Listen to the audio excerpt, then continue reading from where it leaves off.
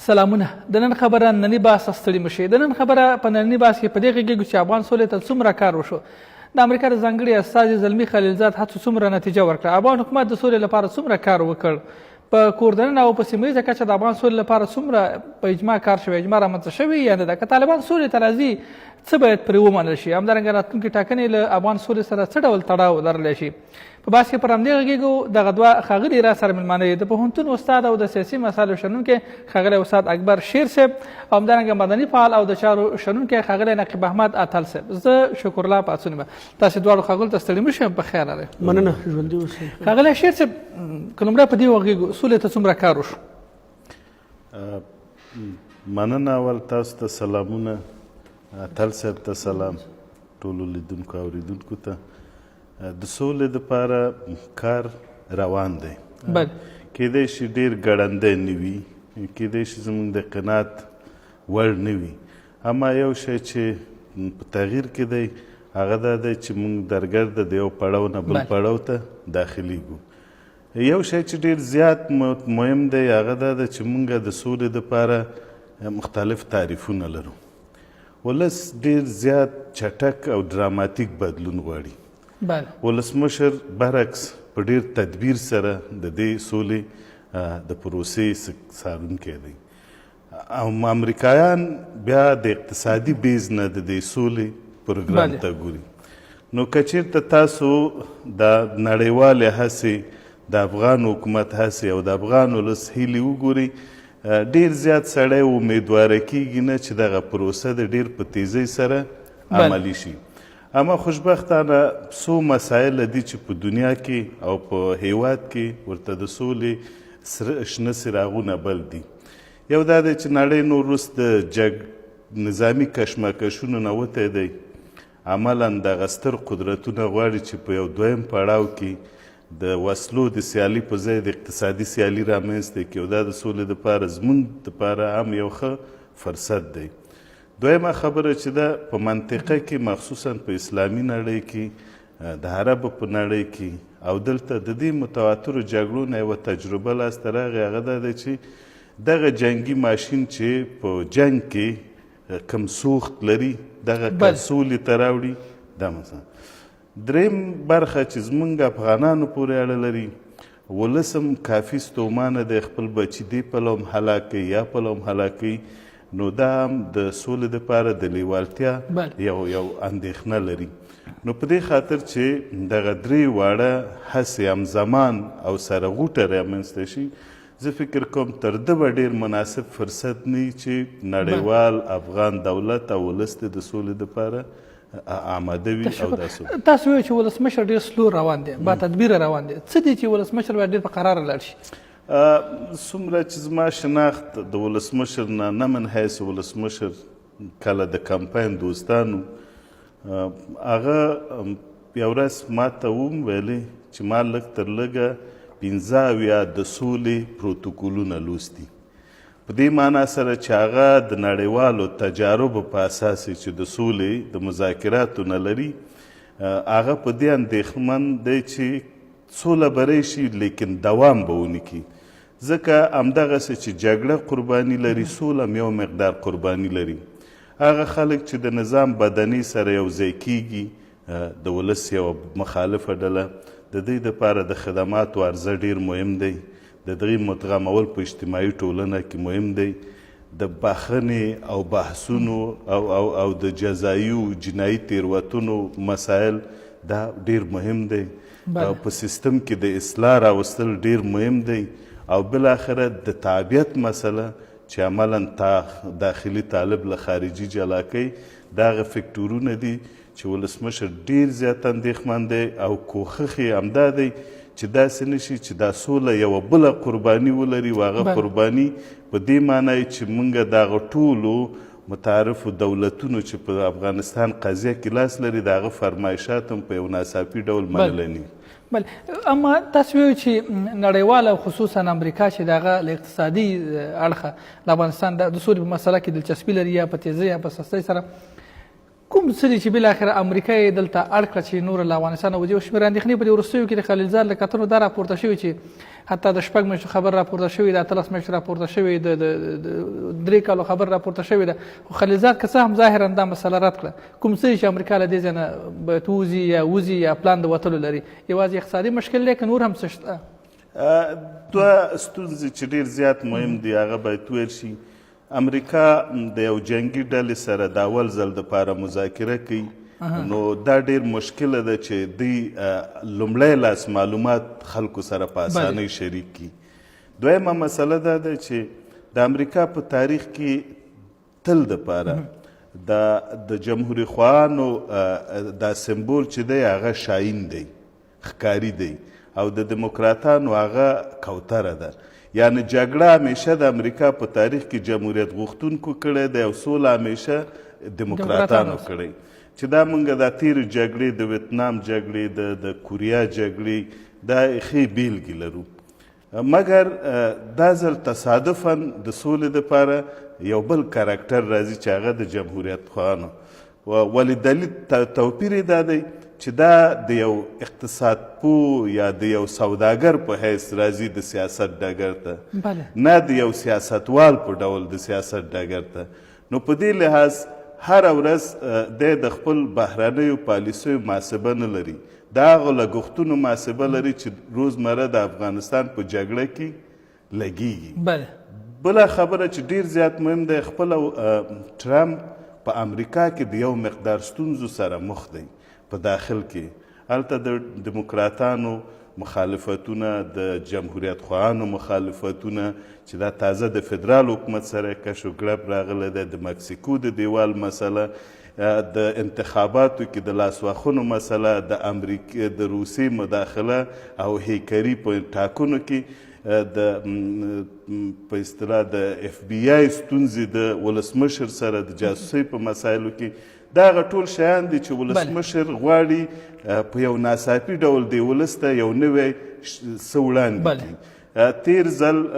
کوشش وکړو چې کوریا رانږدې کړي د امریکا اهدافو ته هغه پروسه لږ ځنډنی شو دویمه پروسه د افغانستان او د سوریې مسله ده غواړي دې ولس ته په یو شکل قناعت ورکړو چې امریکا نور په جګړه کې د ښکیلتیا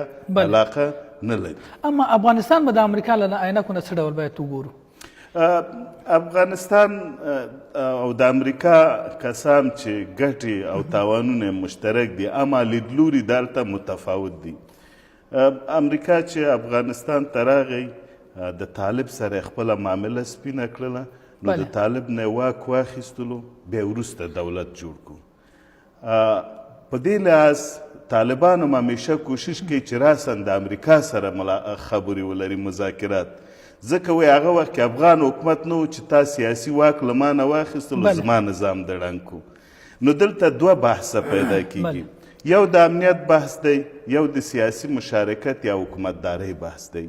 او دریم بحث چې پیدا کیږي د خدماتو د عرضې بحث دی د امنیت په بحث کې باید طالبان او امریکایان خپل قضایا حل کړي د مشارکت په بحث کې دولت کینی د طالب سره خپل مشکله لري د خدماتو په عرضه کې دولت عملیاتي کار کوي او خارجیان مرستې ورکوي د با تدبیر سولې اصلي تعریف همدا دی چې د امنیت مسله حل شي د حکومتدارۍ مسله حل شي او د خدماتو مسله تضمین شي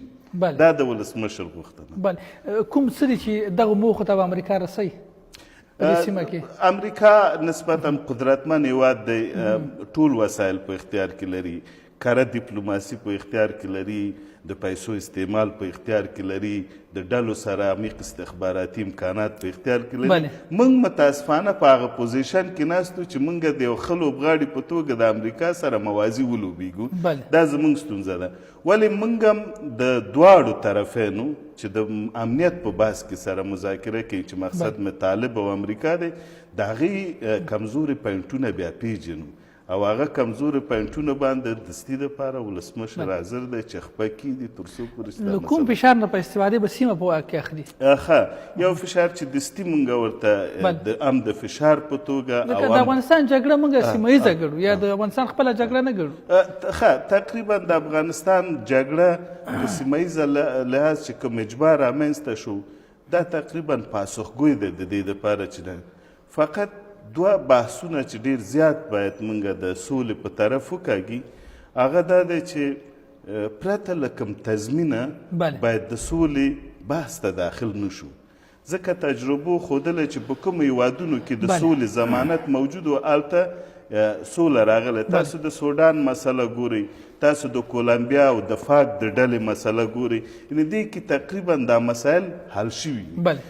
فقط د ولسمشر هغه ټول پافشاري په دې باندې دی چې کوم مذاکره په هر پړاو کې د سولې دپاره کیږي معتبر ضمانت دی چې دغه ضمانت باندې غږیږي ولسمشر تېره ورځ ملت ته په وینا کې وویل چې د ډاکټر نجیب الله د وخت تېروتنه هم باید تکرار نه شي بیناسیوان حکومت ته یو ډاډ ورکول یا د منځګړیتوب رول یې لوباوه خو ولې ستونزې ایجاد شي په ژمنو وفا ونه شوه همدارنګه د سردار داود خان د نظام پروسې ته لاړو هلته وایي سیمه سمه مطالعه شوې نه وه اوسنۍ کومې اندېښنې چې لا هم موږ باید په اندېښنه کې واوسو که دا حل نه شي دغه مشکلات راتلونکي کې د دغې سولې نه راځېږي ګورئ یو ولسمشر د دغه خبرو نه دوه مقصده درلودو یو دا دی چې زه نه پوهېږم د داود خان مثال به یې څنګه ورکړی د هغې سیمه وضعیت سم مطالعه نه شو یعنې د سولې مسله د هغې په وجود کې حل نه وه هېڅ داسې کوم بحث نه و په منځ کودتا وشو مثلا اما خیر هغه کورنۍ بحث و د هغه شاهي کورنۍ د نجیب الله په وخت کې دوه مسلې وي یو دا دی چې هلته سوله په یو غیر مستقیم مذاکراتو باندې راڅرخېدله ولسمشر نه غواړي چې دا ځل مذاکرات د غیر مستقیمي او تضمین دی موجود ولسمشر ډېر علاقه لري چې د تاجکستان غوندې فیس ټو فیس یعنې مخ په مخ مذاکره د مخالفینو سره وکړي او بیا په بادي مسایلو غږیږي او دغه کوم مذاکرات چې د یو پروتوکول یا یو مصوبې په توګه لاسلیک کیږي د دې د نړیوال ضمانت موجود وي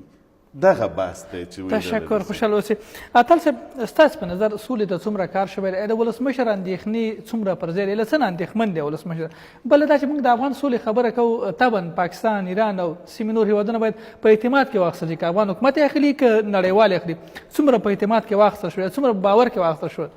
بسم الله الرحمن الرحیم پاڅون صاحب تاسو یو درانه استاد او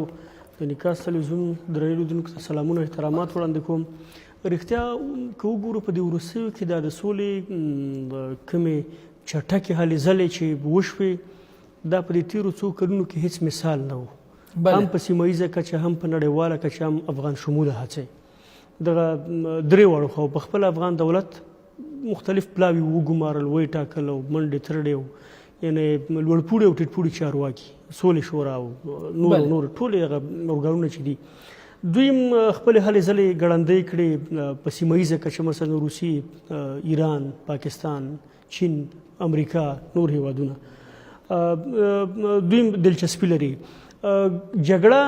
په خپله نړیوالو شروع کړې وه افغانستان کې او په راس کې امریکا و امریکا لکه څنګه چې استاد اشاره وکړه مخکې له دې جګړې نه نوره ستړې شوې ده بله له کوم اړخ د هر اړخ نه یو خو دا دوی دوه خبرې کوي چې افغانستان ته موږ د څه دپاره تلي ټرمپ وایي ولې مو خپل هدف ترلاسه نه کوو اوسه پورې ولې مو میلیاردونه ډالر ضایع شول بې نتیجې اوسه پورې هیڅ نتیجه مرتبه نه شوه او ولې دومره قربانۍ د هغوی په اصطلاح چې عسکر زموږ ولې دومره ووژل شو ولې خپلې نتیجې ته ونه رسېدو یعنې زموږ شتون دلته اوس څه معنی لري ګوره د سوریې نه وتل یو ښه مثال و د هغوی دوی نه غواړي چې نور په سیمه کې دلته په جګړه کې ښکیل پاتې شي نور کارونه لکه استاد ورته مخکې اشاره وکړه د ځینو نور هیوادونو سره هم هغوی اقتصادي دغه لري دا چلنجونه دي هغې سره باید مبارزه وکړي دلته چې دا بې ځایه لګښتونه د هغوی په اصطلاح باندې کوي دا باید راکم شي دوی باید خپل هدف ته نور ورسېږي که په هر قیمت کې د سولې د لارې که د جګړې د لارې خو دوی وویل چې نوره وینه په وینه باندې نه مینځل کېږي او موږ باید دغه خپل کړو د سولې دا لاره خپله کړو راځو دې ته چې دغه اندېښنې څومره دلته شته یا د تضمین خبره ده اندېښنې خو پرون ولسمشر هم شریکې کړې تاسې مو ورته اوس اشاره وکړه او لا هم شته په کور دننه اندېښنه طالبانو سره هم ده که چېرته زه سوله وکړم د دولت سره دا تضمین ماته څوک راکوي چې دغه رسېدلي چارواکي یا زورواکي چې کوم دلته دي چې دوی د بهرنیو استخباراتي کړیو په مټ باندې دلته حاکم دي وسله هم لري او پیسه هم لري دوی سره بیا د تېرو کلونو غوندې دغسې مواجه نه شي دا تضمین څوک ورکوي؟ دا تضمین په خپله نړیواله ټولنه هم نشي ورکولی چې آیا داسې حالت به نه رامنځته کېږي ځکه دا تضمین وجود نه لري. بل پاکستان پرون هغه ویان دی دا خبره کړې وه که افغانستان کې بیا جګړه پیلېږي موږ دپاره دا مهمه نه ده. یعنې موږ دومره وکړل دا مسؤلیت چې دا خلک هم راواخیستل زمونږ چې په دې خلکو باندې څومره اثر رسوخ یا د نفوذ لاندې مو دا هم راواخیستل، د مذاکرې میز هم کېنول، نوره طرح او پروګرام او سوله کول او نه کول او غاړه ایښودل نو دا د هغوی کار دی. بیا جګړه کورنۍ جګړه پیلېدله او هلته اندېښنې دا موږ پورې اړه نه لري، بیا دا د افغان دولت کار دی. افغان دولت په یو متزلزل حالت کې دی. دلته څو خبرې دي. یوه خبره دا ده چې د یو ادرس نه د سولې دا خبرې روانې نه دي، تیتو پاشلې هلې ځلې روانې دي. تاسې وګورئ یعنې دا ایران په خپل سر طالبان غوښتي وو، هغوی سره مذاکره کړې وه، خبرې ورسره کړې وې. پاکستان په خپل سر چې څه وغواړي هغه کوي. روسیه په خپل سر باندې، امریکا خلیلزاد رالېږلی، خلیلزاد په دوحه یعنې هغوی وایي چې نه سعودي کې موږ سره ناسته وکړئ، هغوی نه موږ په ریاض او جده کې نه کښېنو، موږ سره په دغه کې کښېنئ، په دوحه کې کښېنئ. دا دلته کې سړی وګوري یعنې طالبان هم داسې نه دي چې د هغوی هم د فشارونو لاندې چې تاسې باید چې موږ کوم پروتوکول یا پاکستان یا ایران یا بل هېواد هغوی ملاتړي هېوادونه چې هغه یې درکوي د هغه پروتوکول په اساس باید لاړ شي. دغه اندېښنې په خپله یعنې دلته چې ولسمشر پرون شریکې کړي دا په داسې حساس وخت کې دا اندېښنې راپورته شو چې واقعا دلته ملت سره چې کومه خوشبیني موجوده وه، کومه هیله مندي موجوده وه، یعنې دلته شکونه راوپارېدل چې رښتیا هم دا اوس د افغانستان په سر امریکا څه ډول سودا کوي، دلته چا سره کوي. اوس ځینې دغه فیسبوکي او د سوشل میډیا ځینې راپورونه چې رابرسېره کېږي دا حقایق هم نه لري. د پردې تر شا ممکن نورې خبرې شوي خو دلته نورې خبرې راځي. مثلا د پاکستان وایي چې امریکا ورسره منلې چې د طالبانو په سر کې به دومره پیسې ورکوي، دوی به د اقتصادي بحران نه خلاصېږي، هغوی به دا ضمانت ورکوي چې طالبان به سولې ته کښېني. ګوره دغه متزلزل حالت او دغه شکونه دا اندېښنې دا واقعا شته او دا د سولې پروسه اما یو څه چې دي ته وایې چې پاکستان وایي چې زموږ مسؤلیت دا و یا کوم فشار او نفوذ هم چې په طالبانو باندې لره هغه د مذاکرې میز ته مکېنول. خو یوه خبر دا چې په دغه پروسه کې په سیمه ییزه کچه څومره رښتینولي موجوده ده؟ آیا پاکستان واقعا دا غواړي چې په افغانستان کې د طالب سوله وکړي؟ اصلي ټکي همدغه دی، رښتینولي که موجوده وای تر اوسه پورې ولې دا کار نه کېده. دلته موږ چې دا ځورېږو د همدغه حالت نه، موږ سره نه نړیواله ټولنه په رښتینې یو ډول دلته ولاړه ده په دې مسله کې. لکه څنګه چې راغلل د خپل هدف دپاره دلته چې هر څه هدف دوی لاره، که مثلا د منځني ختیځ تابع کولو یا دلته فشار واردول په روسیه باندې یا په ایران یا چین دوی ته زور ښودلو که نه د ناټو یا د ائتلاف یا د امریکې، نو دا یو اړخ دی مثلا. او دلته اوس اندېښنه هم همدغه موجوده چې دا تضمین وجود اوس نه لري. دا تضمین وجود چې موږ څنګه په دې خلکو باور وکړو، مخکې پرې نه دی کړی او که د ولسمشر خبره که باور هم پرې کړی دغسې کار یې راسره کړی ډاکټر نجیب سره چې وشو. نجیب الله یې وسپاره د ملګرو ملتونو دغه ته دفتر ته سفارت ته او په ضمن کې دا خلک راغله هغه هلته په دار راغوځړاوه. دا د سولې یو هلې ځلې وي او ناکامه پروسه یې وبوله او که کامیاب یې بولې خو سر یې ونیو. بالاخره هغه تشنج او انزوا د همدغه ځای نه سوله د افغانستان لپاره کېږي. آیا د افغانستان د حکومت او ملت غوښتنې تر اوسه د سولې د مذاکرې په میز باندې د افغانستان د ملت نه چا غوښتنه بیخي د سولې په اړه کړې نه ده. ټولې نمایشي او فرمایشي جرګې جوړې شوي دي، ټولې شوراګانې چې جوړې شوي فرمایشي دي. سړی څاري ګوري تر اوسه سوله په څه روانه ده؟ سوله اوس د پروژې او پروسې په رقم روانه ده. یو پروژه وه، خلکو پریمانه روپۍ واخیستلې، چا پکې بلډینګونه هم جوړ کړه، څوک پکې خارج کې چا پناه واخیستله. اوس هم پکې دا حالت همداسې روان دی. قرباني ملت ورکړې ده او تږی ملت دی د سولې دپاره. او دوی چې دا پړسېدلي د امتیازات چې اخیستي اوس هم پکې دوی ګوره خپل ځینې پکې خپل دغه نه ګوري، په سوله کې خیر نه ګوري، هغوی پکې شر ګوري. که چېرته په افغانستان کې سوله حاکمه شوه او سوله قایمه شوه، د دې خلکو ژوند دلته تریخ دی، د سره به حساب کېږي، د چې د ملت مال خوړلی، د چې غصب کړی، د چې غلا کړی، د چې په فساد هر شي هر ناقانونه کار چې کړی دی به د ملت دغه ورکوي، حساب ورکوي. مګر دوی دې حالت ته زړه نه ښه کوي. دوی دا بلډینګونه ما ویل چې جوړ کړي، دا بسه ښارګوټي جوړ کړي، دا د کومه کړل؟ د همدغه ملت په پیسو باندې دا خلک راوپړسېدل. نو دوی دې خلکو سره ځینې خلک داسې به ټول نه یادوو، ځینې خلک شته واقعا خوشبینه دي سولې ته، د زړه نه دلچسپي لري، کار ورته کوي، او په دې ملت باندې په دې وطن باندې زړه خوږېږي خو دغسې ځینې اندېښنې کله کله شته ځکه دا ما وویل چې دا هلې ځلې چې دي دا تیت او پرک هلې ځلې پاشلې دي نو په پاشلو هلې ځلو کې طبعا سړي ته راز را شکونه اندېښنې پیدا کېږي چې آیا دا پروسه به سره ونیسي د تېره غوندې به ناکامه شي که به کامیابه شي دا نو د یو قوي میکانیزم او د یو ځانګړي پلان د مخې دا پروګرام که دا خبره موږ کوو چې سیمه لا هم په اعتماد کې نه ده اخته شوې یا رښتینولي موجوده نه ده صحیح ده په کوردن نه لا هم اندېښنې یا د سولې په وړاندې خنډونه شته ما خو د کور دننه اندېښنې درته وویلې خو هغه رښتینولي چې په دغه کې ده په کور دننه که موږ د سولې په وړاندې خنډونه یادو څه دي په کور دننه همدغه خنډ اوس دا تضمین څوک ورکوي چې دلته به بیا کورنۍ جګړه نه پیلېږي دا یو ستر دغه دی خو که دا نړیوال لاړ شي دا تضمین څوک به جګړه کوي جګړه په خپله د داخلي کړۍ کې دلته یوازې خو دا نه دي یوازې خو امریکا نه د ما ویل د سیمې استخبارات دي آیا نړیوالو په داسې شکل له افغانستانه وځي چې د افغانستان پوځ به پرې دې امنیتي سکتور سره مرسته نه کوي دا هر څه بېرته لغوه کېږي او ډول ټوپکماري او ټوپک جنګي به دا تضمین اوس څوک ورکوي نړیواله ټولنه په دې شرط کې دا تضمین درکولی شي چې دلته به ایران او دغه سره د امریکې ګټې بیا سره په ټکر کې نه وي دلته به د هند او پاکستان ترمنځ چې دا اوس کوم کشمکش روان دی د هند او پاکستان دا به دغه کېږي د یو لاس به لنډېږي مثلا اوس هند ښکاره خبره ده پاکستان او هند خپل لاس لنډ کې خپل نفوذ دلته ډېر نه ډېروي 14,500 کسان ګمارلي په سفارت او قونسلګریو کې دا د کم کې موږ خپل نفوذ کموو یعنې دلته ګوره د دې تضمین اوس څوک ورکوي اوس روسیه پکې خپله دغه لټوي د ګاونډي هېوادونو خو زموږ ازبکستان او تاجکستان دا ښه دي خو د هغوی هغه مورینګ یا پلار چې څوک دی هغه روسیه ده مستقیما هغوی مداخله کوي دلته او دوی که رښتیا هم نه غواړي چې افغانستان بیا د تېر غوندې د جګړې په یو سنګر باندې واوړي نو قوي تضمین د نړیوالو نه اخیستل پکار دي او همدوی بیرته چې افغان پوځ په خپلو پښو باندې ودروي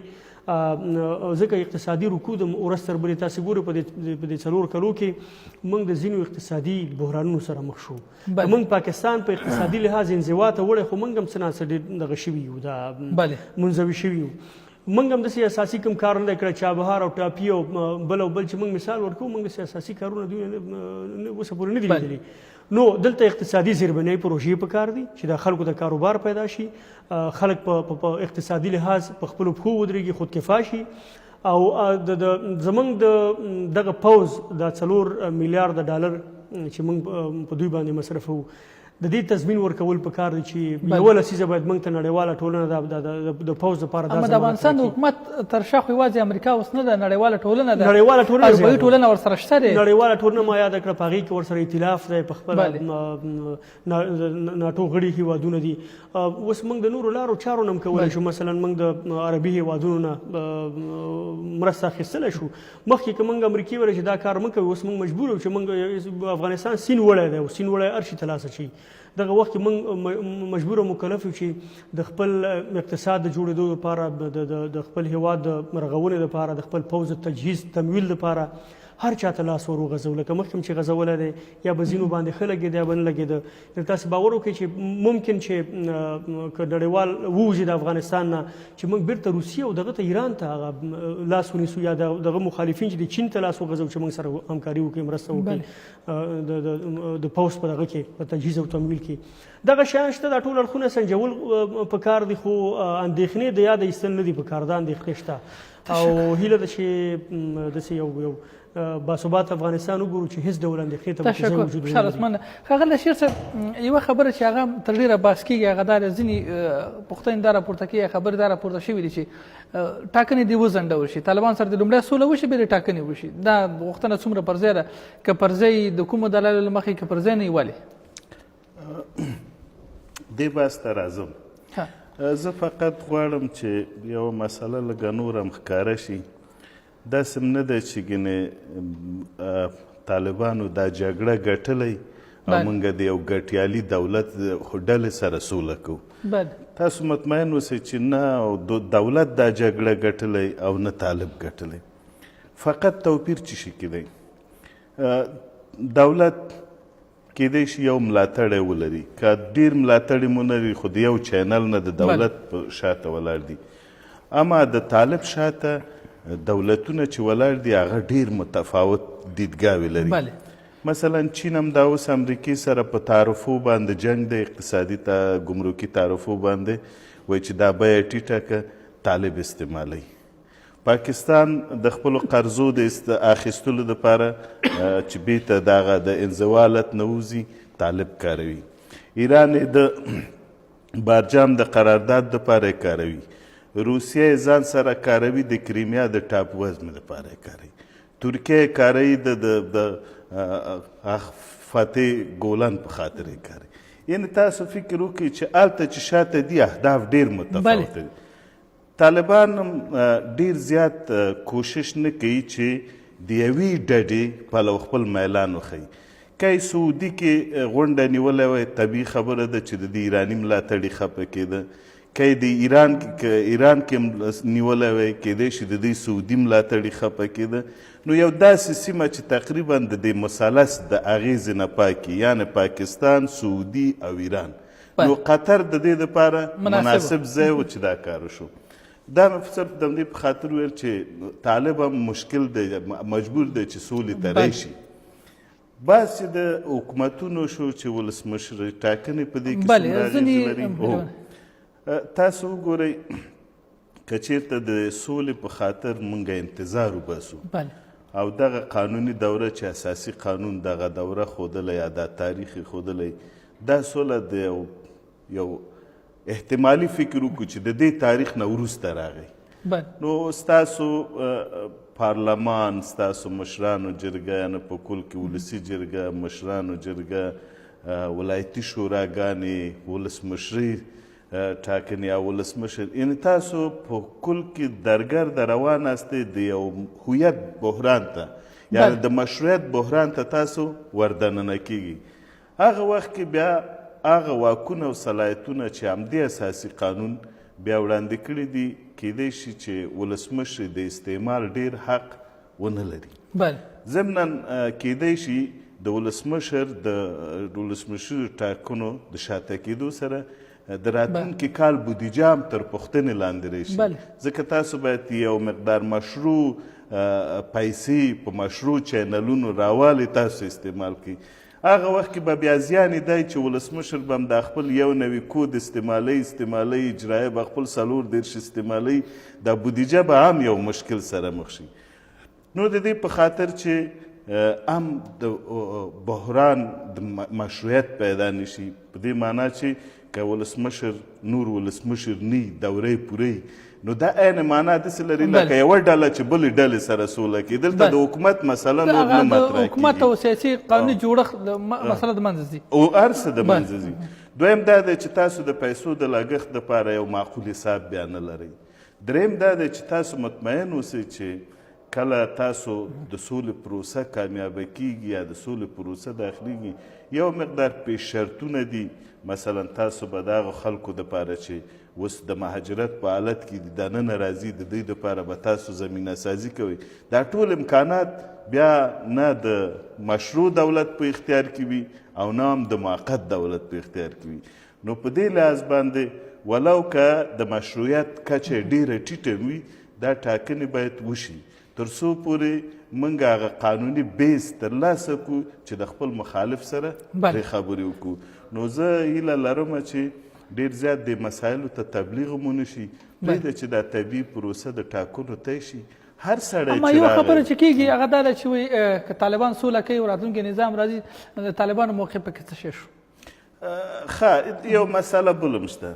ځینې نمایندان چې دا اوس په انتخاباتي سیالیو کې روان دي، هغوی پرته له دې نه یو شعار چې د سولې دی دویم چې شی نه لري. او یعنې که تاسو د ټاکنیزو ټکټونو د مشرانو خبرې اورېدلې، هر چا د سولې په څرنګوالي خبرې کولې،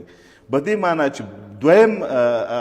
اجنډا یا برنامه ورسره، هغوی سخت اندېښمن دي چې دا سوله د دې ولسمشر په دوره کې رای نشي، بیا به موږ د کمپاین دپاره هیڅ نوه شعار ونه لرو. دا هم یوه ستونزه ده او باید ورته توجه وشي. خو خبره بیا هم هغه بیا هم پاتې شوه، که طالبان د راتلونکي نظام سره سوله کوي، نو طالبان بیا هم 15 کاله انتظار وباسي. نه، که طالبان نظام به ورته ړنګېږي، 2 کاله به تېروي، 1 کال به تېروي. تاسو چې د سولې د مذاکراتو په مرحله کې یاستئ، هېڅ ساختار نه بدلیږي. بله، درست دی. نه پارلمان کې طالبي، نه مشران جرګه کې. عرض لرم، تاسو سوله کوئ په د حکومت نه شریک کوئ بله صحیح ده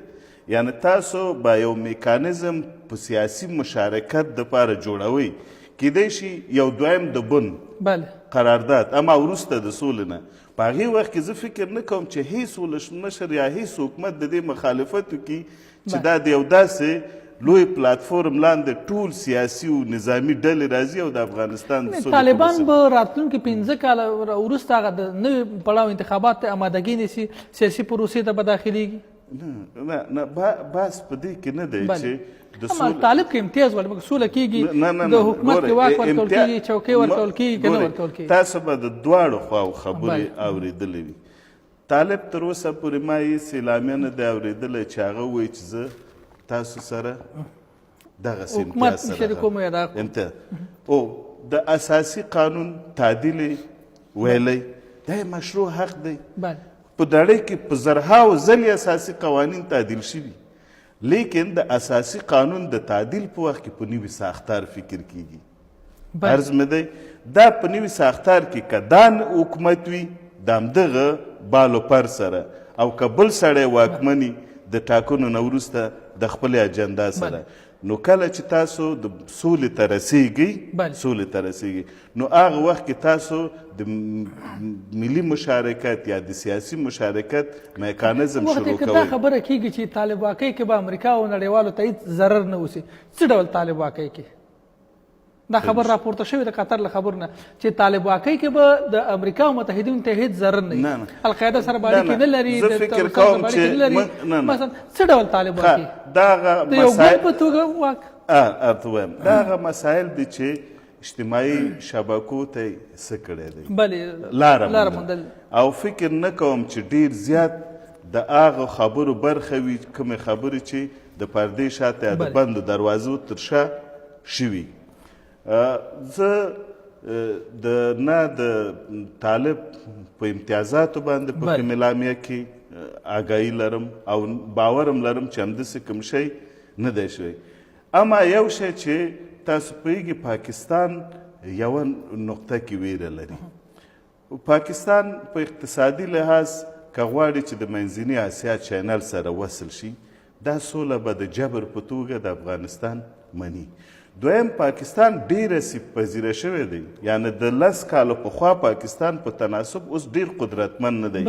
د ده قرضداري د ده فوج د ده په ولس باندې بار د پی ټی ایم مسله یعنی د پښتون غورځنګ مسله د بلوچو مسله د دې نه چې دا زمونږ کوم اقتصادي تکیه په دې باندې و د هغې لرې کېدل همدغسې د کراچۍ مسله یعنی د هلته د ام کیو ایم مسله دا ټول مسایل د پاکستان دپاره د پاکستان واکمنانو غواړي که چیرته د طالب په وجود کې یا طالب سره په مذاکره کېنولو کې د پاکستان بقا مطرح کېږي هغې حاضر دي دې کار ته یعنی موږ ډېر زیات بایلونکي نه یو دا ملت د دومره ناهیله نه شي موږ ډېر زیات بایلونکي نه یو فقط په دغې لوبو کې هغه دولتونه چې مقاصد لري مثلا روسیه خپل مقصد چې مخکې مې تشریح کړو چین خپل مقصد ایران خپل مقصد او د پاکستان مجبوریتونه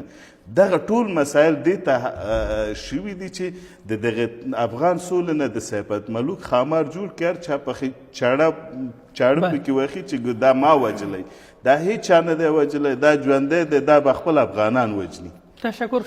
ښاغلی اتل صاحب تېره ورځ د افغانستان د بشري حقونو خپلواک کمیسیون عمومي مشر هم له رسنیو سره په خبرو کې ویل چې طالبان باید عمومي عفوه وغواړي یا ولس باید ورته عفوه وکړي دا یو مسله که طالبان دې ټولنه کې بیا د یو سیاسي او لوبغاړي قشر په توګه په سوله شکل را داخلیږي موقع به یې څه ډول څه ډول مسؤلیت نه باید برخمن اوسي ولس به یې په څه شکل مني دا د مسؤلیت خبره تر ډېره اورېدل کېږي او دا شته هم دی په ځینو مسایلو په دغه سیاسي حالاتو نه وروسته مسؤلیتونه استاد په دې باندې ښه پوهېږي ځینې اقتصادي مسؤلیتونه دي مثلا سرمایې کنګل شوي یا ایساري شوي دي یا مثلا اقتصادي زجر چا لیدلی دی د دغه خلکو سرمایې چې مثال چیرته کنګل دي یا چا ایساري کړي نړیوالو بانکونو کې دا یو ډول مسؤلیت دی بل ځینې حقوقي او ټولنیز مسؤلیتونه دي قضایي مسؤلیتونه دي د بخښنې خبره تا وکړه دوی به طبعا مخکې به همدغسې چې راغلل طالبانو اعلان وکړ چې موږ عمومي بخښنه اعلانوو. دا شیان پکې شته. ځکه بخښنه یو بل ته ونکړي او 45,000 سرتیري په تېرو 4 کلو کې طالبان خو بخښنه اعلان کړي، خلک به وبخي، خلک طالبان بخي. نو طبعا ما وویل چې دلته راځي او یو څه نه به تېرېږي او څه به ورکوي خلکو ته. نو ولس مجبوره دی په هر حالت کې ولس بخښنه کوي، که طالب ته کوي، که داعش ته کوي، که القاعده ته. مخکې کړي هم دي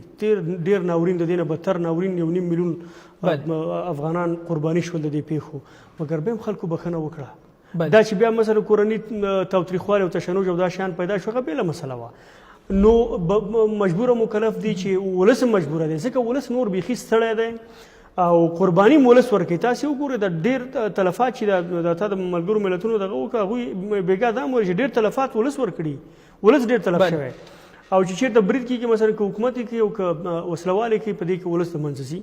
نو ولس چې هر څومره قرباني ورکړي، بیا هم دې قرباني ته تیار دی چې سره د دومره ظلمونو، د جنایتونو، د جبرونو دا هم په ځان باندې ومني، یو تحمیلي چې د خلکو ته بخښنه وکړي. په مقابل کې به هغه خلک چې مثلا دوی په خلاف جنګېدلي دي یا ورته توطیې جوړې کړي یا د نظام ته راځي، دوی هم بخښنه کوي، عمومي عفوه باید اعلان کړي. او څه چې شوي هغه شوي، د دې نه وروسته به نور یو میکانیزم باید موجود وي، یو پروګرام موجود وي، یو قانوني مشروع دولت باید موجود وي. او دا کار لکه مخکې چې استاد ورته اشاره وکړه، دا هلې ځلې او دا شیان په همدغسې اډانه او چوکاټ کې کېږي، په دغسې سیاسي مشروع دولت کې. کله چې مثلا د ولسمشرۍ ټاکنې ورته ځنډول کېږي، دا یو بیل دغه دی، یو سوال سړي سره پیدا کېږي چې ولې نړیواله ټولنه سره د دومره امتیازاتو د امکاناتو په ورکړې سره چې افغانستان د زیرو نه راواخیسته هیرو ته ورسوه، اوس به هغه خپلې لاسته راوړنې په سین لاو کوي، قطعا دا کار نه کوي. که هغوی سره سوله کېږي، ما ویل په مشروط د مشروط ډول خبرې عرضه کې کېږي، نو څه د ځینې شرایط به هغه خلک هم لري. حکمتیار صاحب هم ځینې شرایط لرل، ویل چې یو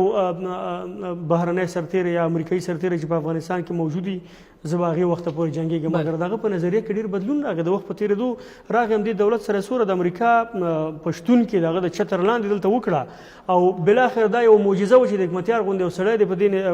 دې دغه ته ودرېږي، ولسمشرۍ ټاکنو ته ځان نومان کړي، دا معجزه غوندې وه. او بیا مثلا د کوم فکري بدلون او یا مثلا د دې ټولنې سره سمون او داسې طالب دریځ به بدل کېږي، دا امکان لري. ځکه ما وویل چې هر څوک راځي، داسې هم نه ده چې هغوی ټوپک لري او سیاسي مفکوره او فکر ورسره نشته. هر څوک چې راځي سیاسي بصیرت لري، سیاسي پوهه لري، یو پلان او فکر د مخې د دې هېواد ته راځي، دا به ورسره مني د څه نه به تېرېږي او څه به غواړي. لکه استاد وویل تعدیل د ځینو هغوی ممکن په ځینو مادو باندې دغه ولري، ملاحظات ولري، ووایي چې دغه مادې د اساسي قانون تغییر او تبدیل شي. خو دا به بیا وروستۍ خبرې لویه جرګه به راغوښتل کېږي. یو بل څه چې دی هغه ډېر د اندېښنې وړ دي. طالب د کلي ولس سړی دی، مثلا زما تره زوی په طالبانو کې دی، زما ورور یې وژلی دی، زما د طالب ته دا زړه نه وځي که دی سولې ته راځي، سبا زما په کلي کې لر بر کېږي. دغسې کلیوالي جنګونو یا کلیوالي اندېښنو ته څه ځواب شته؟ په ټول هېواد کې دا کار نه دی شوی. ممکن په ځینو ځایونو کې د طالب یا د عسکر د نامه نه په بد استفادې سره چا دا کار کړی، قومي شخړې یا کورنۍ خصومتونه کورني راپارولي، یو مشکل پیدا کړی. نور خو طالب هم یوه ډله د وسلواله غم جنګېږي او دولت سره هم پوره ځواک دی. دا داسې دی سړی لکه د سیند نه چې مړي ګټي که نه، دا د سیند نه مړي نه ګټل کېږي، ځکه هغې خلکو هم ډېر وژلي دي او دوی هم ډېر دغسې تلف کړي دي. نو ما وویل یوازینۍ دغه لارې همدغه قضایي مسؤلیتونه دي چې دوی خوندي شي، حقوقي مسؤلیتونه دي، اقتصادي دي، بخښنه ده، دغه شیان دي چې د ټولو خیر دی پکې. او په سوله کې ما وویل چې هم د دولت، هم د ملت، هم د طالب، هم د نړیوالې ټولنې خیر. نو موږ په همدې تمه، په همدې هیله او په همدې ارزو یو چې یو ورځ رښتیا په افغانستان کې همدغسې د واقعي او رښتینې سولې او د تلپاتې سولې شاهدان اوسو. تشکر. په همدې هیله خوشحاله اوسو. ډېره مننه لیکوال او د چارو شنونکی ښاغلی نقیب احمد اتل صاحب او همدارنګه د پوهنتون استاد او د سیاسي مسایلو شنونکی ښاغلی اکبر شیر صاحب. له دواړو ښاغلیو ونه ډېر مننه کور ما بعد چې راغلی په بحث کې مو ګډون وکړ. تشکر. د انعکاس راډیو ټلویزیون قدرمنو لیدونکو او خوږو اورېدونکو نننی بحث مو همدلته پای ته رسېږي. الله مو مل شه.